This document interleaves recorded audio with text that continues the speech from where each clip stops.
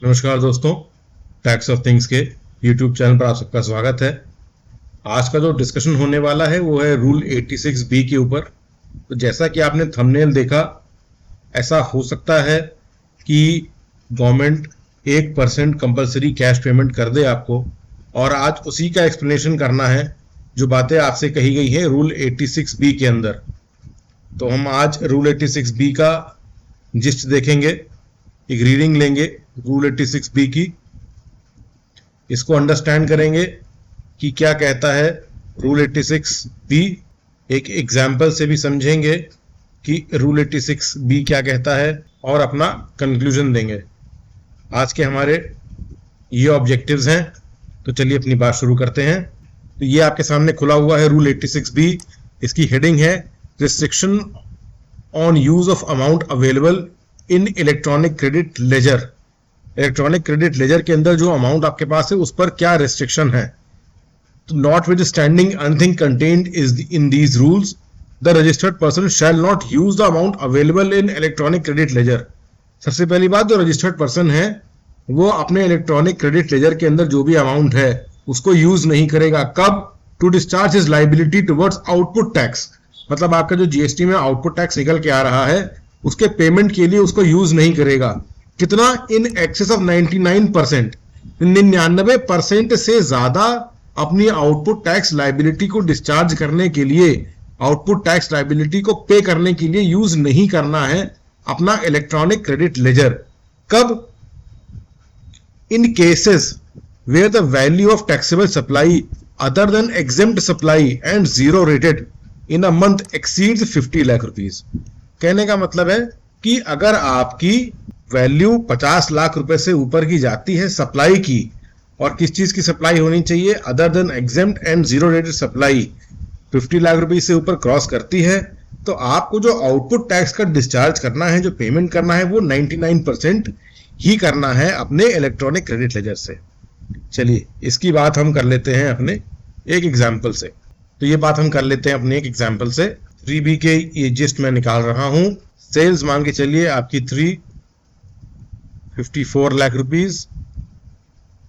इस पर जो जीएसटी आ रहा था वो आपका आ रहा था 99% के हिसाब से 4,86,000 एंड 4,86,000। ये आपका आईजीएसटी है, ये सीजीएसटी है और ये एसजीएसटी है। तो सेल्स आपकी होगी 54 लाख रुपीज की, 4,86,000 की आपकी आउटपुट टैक्स लायबिलिटी है। तो आपके पास अवेलेबल है इनपुट। यहां पर इलेक्ट्रॉनिक क्रेडिट लेजर की बात ये कह रहे हैं। सपोज करिए इलेक्ट्रॉनिक क्रेडिट लेजर में आपके पास अवेलेबल है अमाउंट 5,25,000। तो अब आपकी जो लायबिलिटी मीट आउट होनी है वो किस तरीके से होनी है?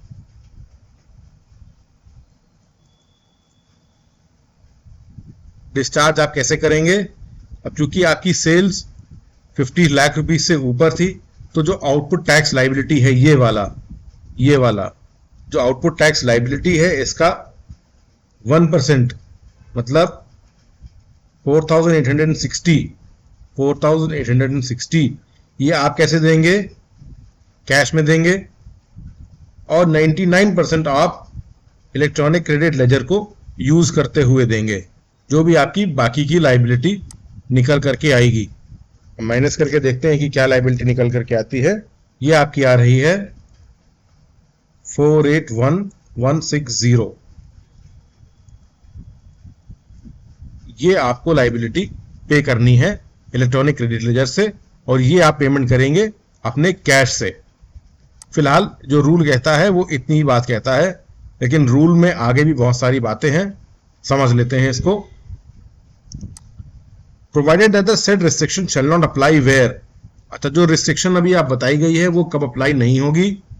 आपकी कंसर्न के जो प्रोप्राइटर हैं, या कर्ता हैं, या मैनेजिंग डायरेक्टर हैं, या any of two partners, whole time directors, members of managing committee of associations और बोर्ड ऑफ ट्रस्टीज, जो भी हैं, उन लोगों ने एज इनकम टैक्स 1 लाख रुपए से ज्यादा का पेमेंट किया हो in each of the last 2 financial years.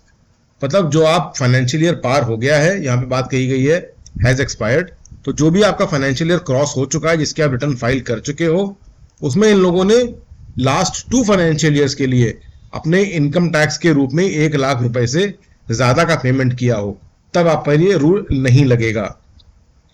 अगर आपको रिफंड मिला है 1 लाख रुपए से ज्यादा का, ठीक है, किस चीज का है, on account of unutilised input tax credit, अगर आपको अनयूटिलाइज्ड इनपुट टैक्स क्रेडिट का रिफंड मिलता है 1 लाख रुपए से ज्यादा का, तो आपको ये रूल अप्लाई नहीं होगा। या फिर अगर आपने अपनी आउटपुट टैक्स लाइबिलिटी को 1% से ज्यादा का ऑलरेडी डिस्चार्ज कर रखा है, इसका मतलब आपकी जो लाइबिलिटी बन रही है इट इज मोर देन 1%, तो फिर आपको ये रूल अप्लाई नहीं होगा।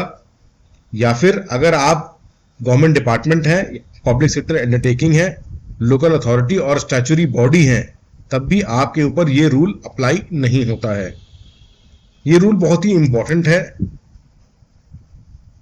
रूल इंपॉर्टेंट इसलिए है क्योंकि यहां जो कंप्लायंस रेट है इस रूल का वो बहुत ही कम है, बहुत ही डाउन है।